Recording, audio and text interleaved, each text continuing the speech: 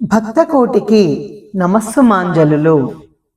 ఇప్పుడు రథసప్తమి విశిష్టత ఏమిటి, ఈ పండుగను ఎందుకు జరుపుకుంటారో తెలుసుకుందాం. సూర్య భగవానుడి తల్లిదండ్రుల పేర్లు కశ్యప మహాముని, అదితి.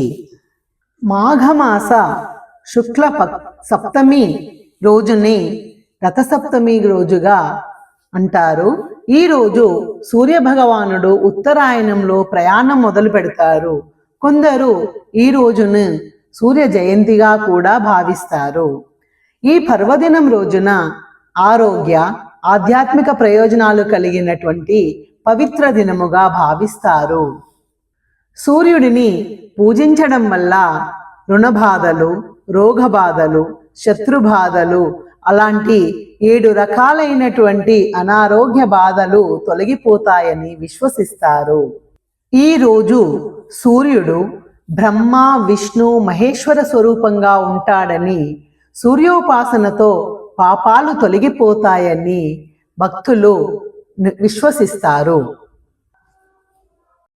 భూమిపై జీవరాశులు సుభిక్షంగా మనగలుగుతున్నారంటే అందుకు కారణం సూర్యుడే. ఈ కారణంగానే సూర్యుడిని కనిపించే దేవుడు అని అంటారు. హిందూ సాంప్రదాయం ప్రకారం సూర్య ఆరాధనకు ఎంతో విశిష్టత ఉంది. ముఖ్యంగా భక్తులు సూర్య జయంతి రోజు ఎక్కువగా పూజిస్తారు. మాఘమాస శుక్లపక్షం సప్తమి తిథి నాడు ఈ పర్వదినం వస్తుంది. దీన్నే రథసప్తమి అని కూడా అంటారు.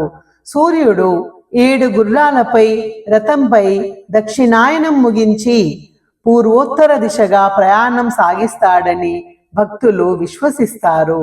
అది ఈ రోజు నుండే ప్రారంభమవుతుందని, మాఘ సప్తమి నుంచి రానున్న 6 మాసాలు ఉత్తరాయణ పుణ్యకాలంగా పరిగణిస్తారు. సూర్యుడు 7 గుర్రాలు 7 వారాలకు సంకేతము. ఈ 7 గుర్రాలను వేద ఛందస్సులు అని అంటారు. గాయత్రి, త్రిష్ణుప్, జగతి, అనుష్టుప్, పంక్తి, బృహతి, ఉష్ణిక్ అనే 7 గుర్రాల రథంపై భానుడు స్వారీ చేస్తాడు.